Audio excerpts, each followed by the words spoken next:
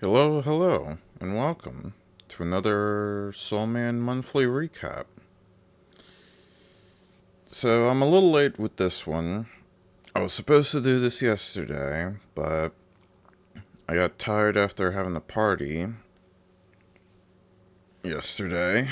It was mostly for my nephew, but I kind of lost track of what I was supposed to do yesterday because of the fun I was having. So, today I'm doing it right now.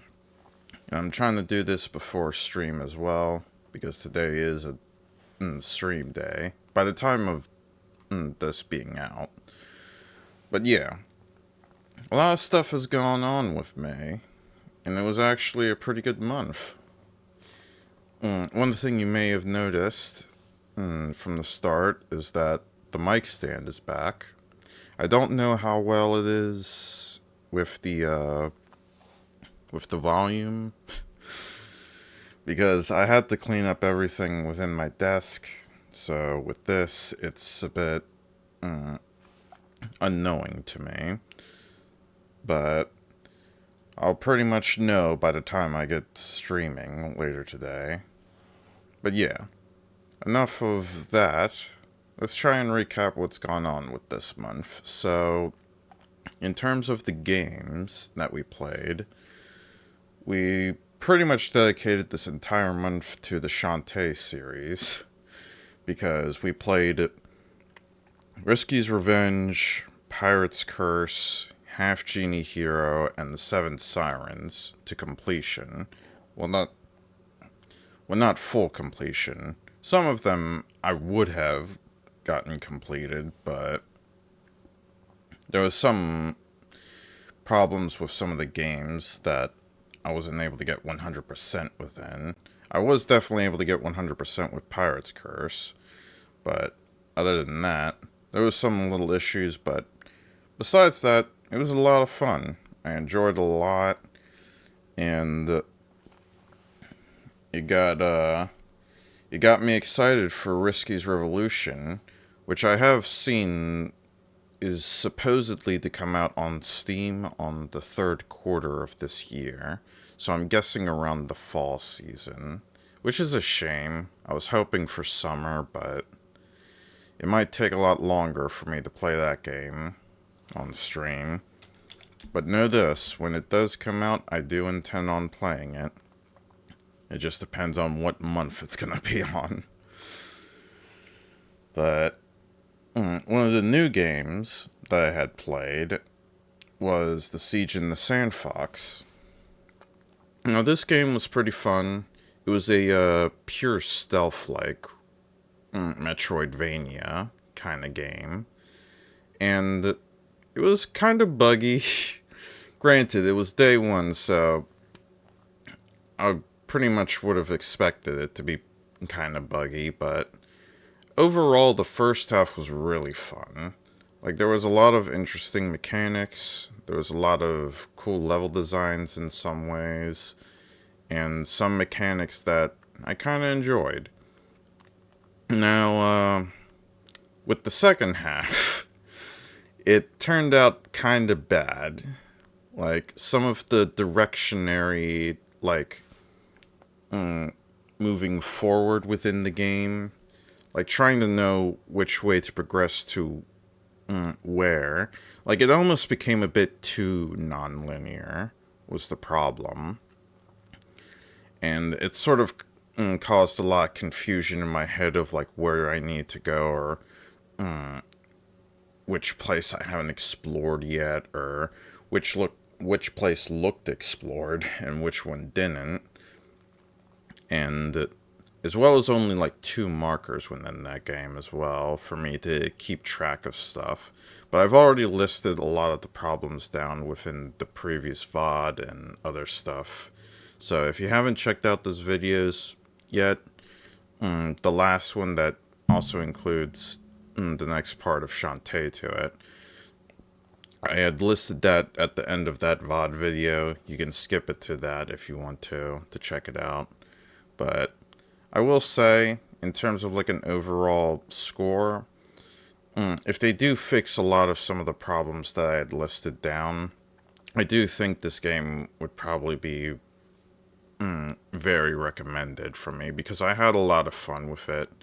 And I think a lot of people who may not be too familiar or are probably familiar with stealth games would definitely enjoy it a lot. Like, I do believe that. And the second new game that we had tried out, which was a couple days ago, was Boltbot Screwy Viruses. This one was actually kind of fun, which surprised me because of the way that the game looked. Like, it was one of the first games that a viewer or a commenter on one of my videos had recommended, and I figured, why not? And give it a try. And surprisingly, it was some fun. Like, the only issues that I had was just the collision within the game, and there was only one instance of a bug in that game, despite it being in early access. So, surprisingly, the game is pretty well structured. So, but granted, it feels like a bit of a nostalgic kids game in a way. Like, if I would have to recommend it to my nieces or nephews, I'd probably recommend this game to them. But overall, it was pretty fun, so I would probably recommend it. And the side thing, or the thing that I had said last recap, and this wasn't really a game, this was some sort of side fun idea. This was the VTube character design rating, ranking, whatever thing. I still haven't thought of a title for it, so if you guys have a title for it, let me know. I'll still try and brainstorm it, but we did like a little bit of a rating system, with like a weird chart and all that, for all the HoloLive English characters. This was a friend's idea, and I figured, even though if it was out of my comfort zone, I would try it out, and similar to Boltbot, it was surprisingly fun. And I might actually try it at the end of this month as well. But I do want people to recommend the type of characters that I should try and rate or whatever. Because I looked, as you saw from, or people who probably saw the video, as you saw from the start, there's like a 3x4 of, no, 4x6 of all these different types of VTubers from just this brand of HoloLive alone.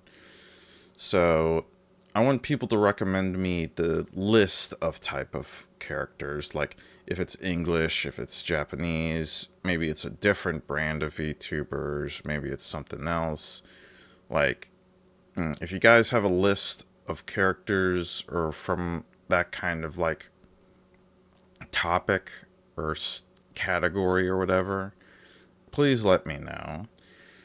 It'll make my life a little bit easier, but it will also give me a lot more to rank as well.